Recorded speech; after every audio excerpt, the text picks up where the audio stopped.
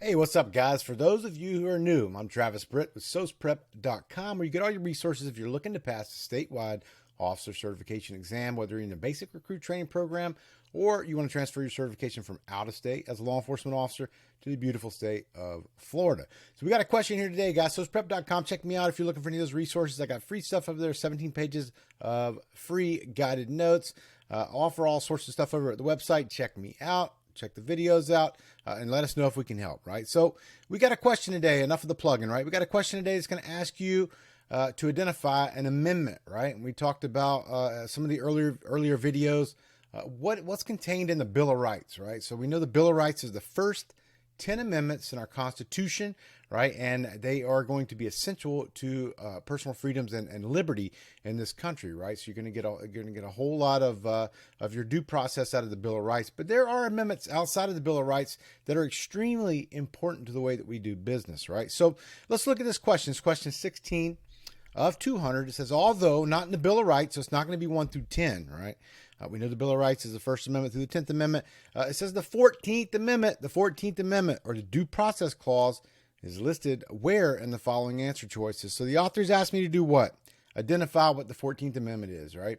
So in my mind, I'm like, hey, I'm looking for the 14th Amendment in my answer choices. The 14th Amendment in my answer choices, 14th Amendment in my answer choices. All right, let's go through. Let's play keep it or scratch it, because we know we're going to knock our probability up for each one that we can scratch off of the board, right? So although not contained in the Bill of Rights, it's not 1 through 10. It's 14 is the one we're looking for, and it has a due process clause listed in it. Where is it at in the following answer choices? So we're looking for the 14th Amendment. So if we find anything that is not the 14th Amendment, what are we going to do? We're going to scratch it, and it's going to make our probability go up. Maybe we don't know what the 14th Amendment is. All right, we should. All right, but if we don't, that doesn't mean we get anxiety and we give up on this answer, or this question rather. We're going to go through and we're going to use our test taking strategies, which are explained in one of the modules throughout the course at SOCEprep.com.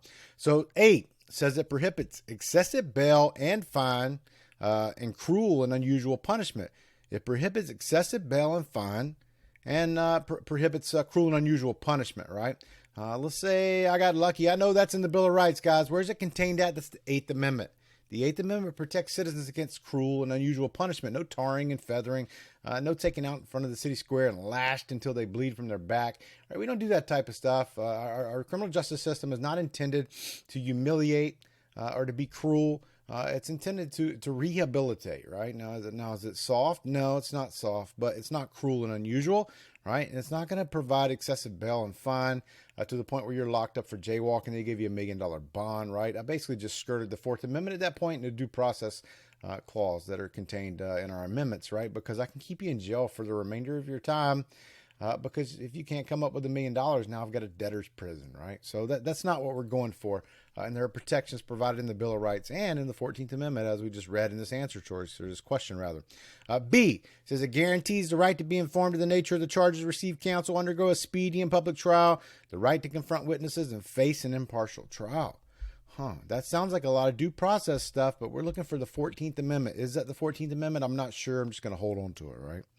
C says no state shall make or enforce any law which shall abridge the privileges and immunities of the citizens of the United States of America, nor shall any state deprive any person of life, liberty, and property, John Locke, without due process under the law, nor deny any person within its jurisdiction of equal protection under the law. I'm going to hold on to that one as well because it sounds good, right? I don't really know why, but it sounds good. I just don't feel good about scratching it, right? If we can't make a hard scratch on one of our answer choices, we hold on to it as a contender, right? Because we don't want to scratch something off the board that has the possibility of being a correct answer. That's why we call them contenders, right? Because they're contending for the title of being the correct answer choice.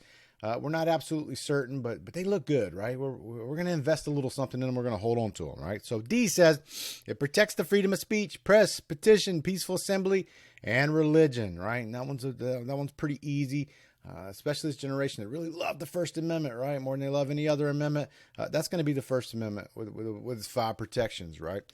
So I'm going to scratch that off the board because I know the First Amendment is not the 14th Amendment. So I've saved 2 answer choices. I've narrowed it down to B and C, right? So now at this point, I'm going to make the absolute best choice that I can make. I'm going to pick it. I'm going to stick it. I'm going to move on. A little bit of context on this question, though, right? We're going to talk about where we're at in history when we write the 13th, 14th, and 15th Amendments to the Constitution, right? So this is obviously going to be later than the Bill of Rights, right? When we talk about the Bill of Rights, we talk about the Revolutionary War, breaking away, Declaration of Independence, all that happy jazz, right? What are some amendments that we need to write? And the Anti-Federalists are like, hey, dude, we need to make sure that you don't lose your personal freedom if we're going to encompass this federal government, which is going to be hanging over us, right? We don't want to replace a king with a federal government, so they wrote the Bill of Rights to keep personal protections and liberties alive in the United States of America, right? So we're looking for the 14th Amendment. It's going to be a later date, right? Chronologically, obviously, it comes after the first 10, 14, so we're later on. When were they written, the 13th, 14th, and 15th Amendments? If you get in your history books, they are called the Reconstruction Amendments, or you'll hear them called the Civil War Amendments, because that was the big event that pushed these down the pike to make sure they were put into our Constitution, and why, right? So we have to back up and say, hey, what were some of the issues that we were facing as a country that were going to possibly just tear us apart? Which Civil War devastated our country, right? And rightfully so, right? We turned on each other and started killing one another. What were the issues, right? The biggest one being obviously slavery, guys. So Emancipation Proclamation, slaves go from being a slave one day to the next day, you're not a slave anymore. A lot of the states were extremely confused, especially in the South. They didn't get down with it, right? They mistreated people and continued to treat them like property, even though we all know they were human beings. And now the federal government has recognized that, right? And said, hey, no more slavery in any of the states, right? We have a period of confusion where, oh, this is a slave state, it's not a slave state. Very confusing part in our history, right? If you're trying to explain that to an alien, they'd be like, what? So with that being said, they were like, we're going to have to go to the books and we're going to have to write out some amendments that are going to make it very clear for all the states to comply with, right? We talk about federal supremacy and the Supremacy Clause. Federal government's like, hey, we need to issue and draft 13th, 14th, 15th Amendment. What do these amendments do? The 13th Amendment is going to free all slaves, right? So the 13th Amendment frees slaves, right? But that doesn't mean that in the South, that they were, just because they're free, doesn't mean they're going to treat them like human beings. And in fact, life got worse for a lot of slaves after they were freed because there was this whole context of not my property, not my problem, right? So they ran people in the ground with sharecropping practices. And just there was people lined up that were hungry, right? So a really nasty situation. So they were like, hey, to prevent that, we also need to define citizenship. So how do we do that? Law of blood, law of soil. And that's what the 14th Amendment is. It defines citizenship, right? It's got a due process clause. And it states that everyone gets equal protection under the law. Everyone gets equal protection under the law. Everyone gets equal protection under the law. So can you push Jim Crow laws? Absolutely not, because everyone gets equal protection under the law. We've defined citizenship, right? So you can't say, oh, well, like 10 years ago they were slaves, so we don't have to treat them like human beings. Absolutely you do, because everyone gets equal protection under the laws. There's due process clause, and we've defined citizenship, law of blood, law of soil. That is the United States citizen. You would treat them as such, right? So 15th Amendment is going to start talking about suffrage, right? Which is a fancy word for voting, right? But in fact, only African-American males could vote, because no females in the country could vote at this time.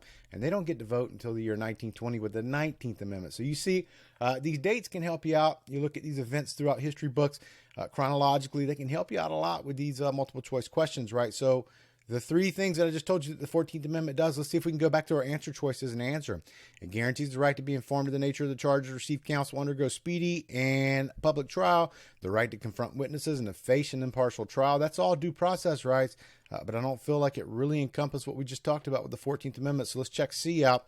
No state shall make or enforce any law which shall abridge the privileges and immunities of citizens of the United States of America. Man, that's starting to sound like something that's applicable to Reconstruction period Civil War amendments, right?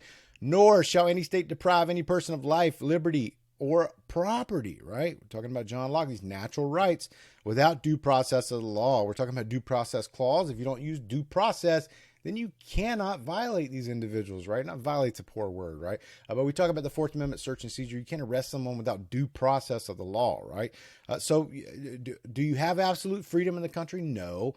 Right, you have consented the social contract. You've consented to be governed, All right, so you give up a little bit of freedom in exchange for your protections. But with this one being said, due process of law, no one's going to be locked up without due process of law. Or they should not be, right? It still happens. Nor deny any person within this jurisdiction equal protection under the law, right? I just told you that a while ago. Get the answer choice together. 14th Amendment, equal protection under the law, right? So C is going to be my correct answer, guys. You can see I just worked through that. I use my test taking strategies. Maybe I didn't know all the amendments up 1 through 15, but maybe I picked up one of them. If I can knock one of them off the board, then I've got a higher probability of getting this correct, right? I know the correct answer in this one, C. I'm going to pick it with confidence. I'm going to stick it. I'm going to move on. Again, guys, if I can help you out, check me out over at my website, SOCEprep.com. If you're looking to take the SOCE in the state of Florida, I can help you out. I got over 20 hours of direct instruction with videos just like this where we knock out all the modules that are in the 2 books, which are going to be your Bibles to pass this test, the Basic Recruit Training Program Manual and the High Liability Manual. You will not get a question that's not contained in those books, and we cover every topic that are in those 2 books on our course, over 20 hours direct instruction, and an unlimited practice test like the one that you're seeing right here that is going to question your knowledge and give you an idea whether or not you're ready to sit down at Pearson VUE and take this test or not, all right? Once you're passing my test, guys, you're going to pass that test at Pearson VUE, all right? I've got all sorts of social proof. I get weekly emails about people telling me, hey, I got a 95 on your practice test. I went and scored a 94, right, at Pearson VUE. All right, so people are scoring within a point or two for the most part on this test, right? Make sure you're tightening up on your reading comprehension. This is a reading test, guys. If you're struggling with your reading comprehension, you're going to struggle with this test. So if that means you knock out some reading over the next 6 months, that's what I would do, guys, because this is a reading test, right? So we picked it, we sticked it. Check me out at SOCEprep.com. If you can't afford one of my subscriptions, I want to give you my guided notes over at SOCEprep.com. Just scroll down to the bottom of the home page. You'll see down there I give away some free resources, 17 pages of guided notes. Guys, you can pass this test for free with those guided notes and the 2 books that you were mandated to buy in the academy. It's just going to take you a lot longer, right? So if you don't have any money, it doesn't mean that I ain't got no love for you. I want to look out for you. Download those guided notes. If you want to condense your study plan and alleviate some anxiety, check me out one of my subscriptions. I got some very happy customers that are starting their lives as law enforcement officers, and it's really exciting for me, right? So hit me up, guys, in the comments. You got any questions, email me, info@copprep.com. If you got any questions, share these videos with your classmates in the academy. I would appreciate it. They would appreciate it, because at the end of the day, we've got a symbiotic relationship. You guys are helping me out, and I'm helping you guys out. Again, guys, Travis Britt with SOCEprep.com. Thank you for your time. Have a great day. Out.